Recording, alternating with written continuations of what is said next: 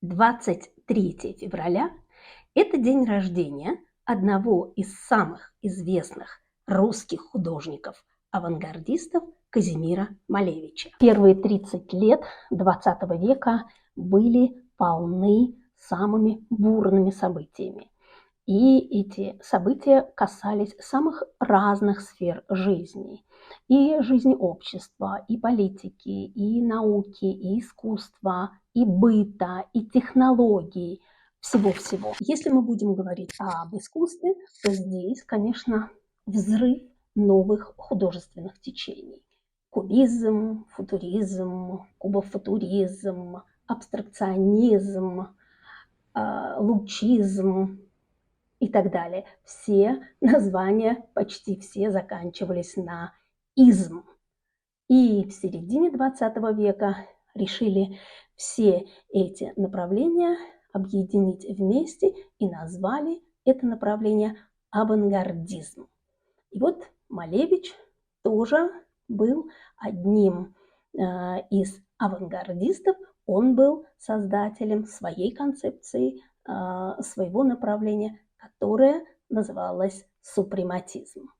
Посмотреть, кто же были эти художники-авангардисты и что они сделали, вы можете, если придете в Третьяковскую галерею на Крымском валу в раздел «Искусство XX века» и посмотрите там, какая это огромная и ценная коллекция. Ну, если вы смотрели наш ролик про Третьяковскую галерею, вы уже знаете, что это за место. Русские художники-авангардисты провели настоящую революцию. И если мы сегодня посмотрим на жизнь вокруг нас, то это будет все результаты этой революции.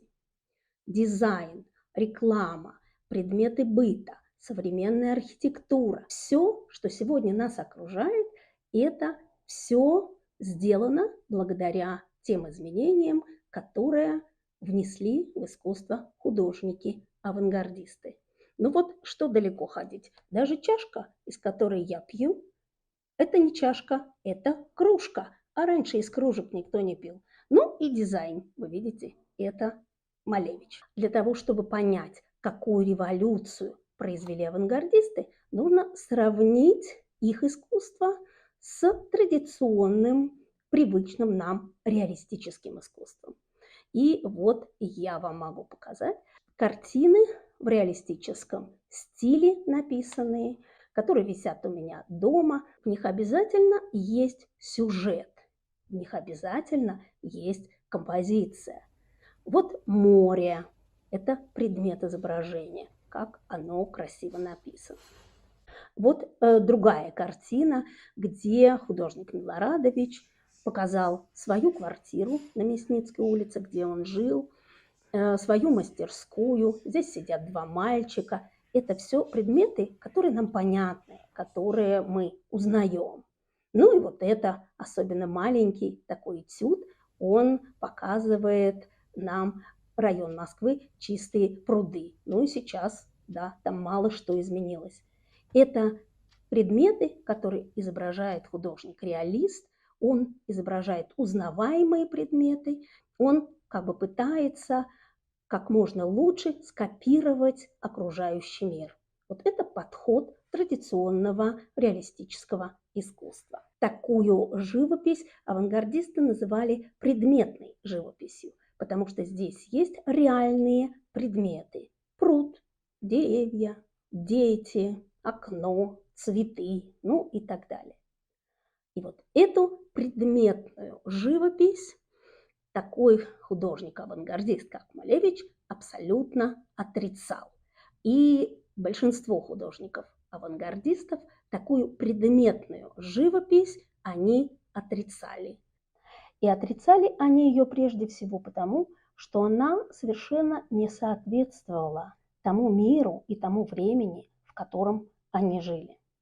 Не забудем, что в это время шла в Европе и в России страшная Первая мировая война. Не было в мире никакой стабильности, никакой устойчивости, никакого спокойствия.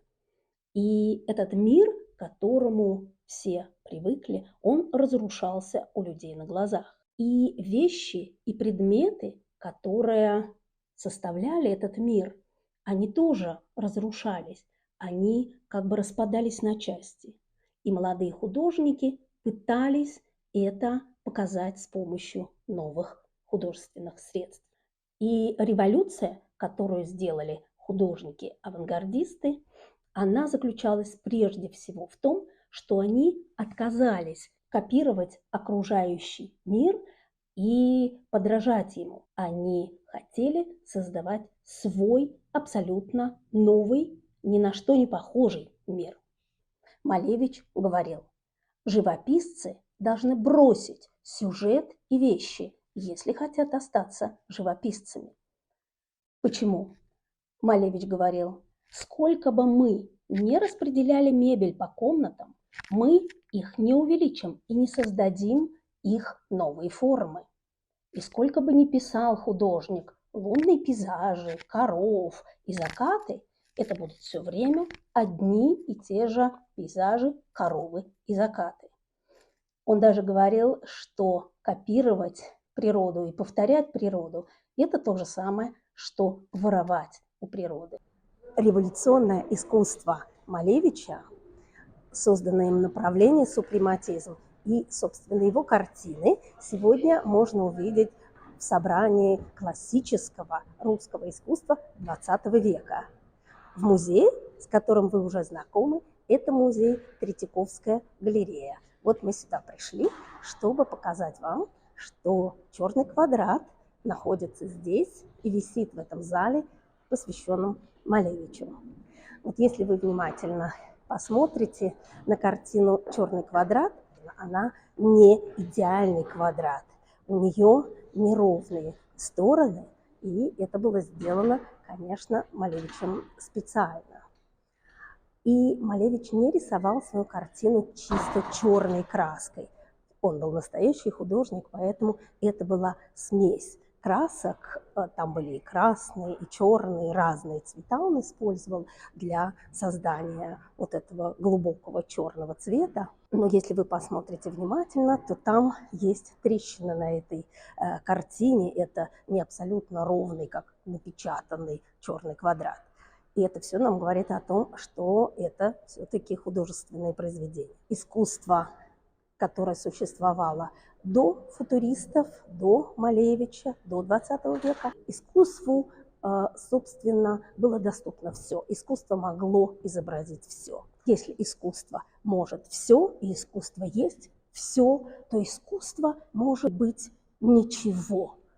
Все многообразие можно представить в виде этой черной дыры, но на самом деле не дыры, а квадрата. Казалось, что после черного квадрата путь искусства и путь живописи закончен. Ну, если мы с вами еще раз посмотрим на эту картину, то в общем можно это и признать. Никаких положительных эмоций, когда зритель смотрит на эту картину, он не испытывает. Это депрессивный черный цвет, который в нашей культуре всегда вызывает самые негативные ассоциации. Это цвет скорби, печали, депрессии и так далее. Перед нами очень четкая геометрическая форма, которая даже в природе не существует, квадрат. И поэтому где в этой форме красота, где в этой форме фантазия, где в этой форме можно найти мастерство художника? Все те положительные и радостные эмоции, к которым мы привыкли, когда смотрим на красивые произведения искусства, всего этого при взгляде на черный квадрат мы, конечно, не испытываем. Зритель должен только умом понимать идею художника, которую он вложил в эту картину, в этот черный квадрат. И это абсолютно такое новое предложение от художника, и зритель к нему не привык. И ему Это странно включать свой разум, когда он смотрит на произведение искусства. Это очень непривычно и это очень трудно. Поэтому, я думаю, люди, их первое желание сказать «нет, мне это не нравится, это плохо, это не картина, и вообще я не знаю, что это такое, я тоже так могу нарисовать». Это реакция на чисто эмоциональном уровне. Для того, чтобы пойти дальше этой естественной человеческой реакции, нужно немножечко узнать, а что, собственно, да, имел в виду Малевич и почему он пришел к этой идее. Малевич говорил, что в черном квадрате он дошел до нуля, и даже больше, он зашел за ноль. Но самое удивительное, что это нулевая точка, эта нулевая отметка дала Малевичу тот импульс и тот толчок, который послужил дальнейшему развитию его творчества.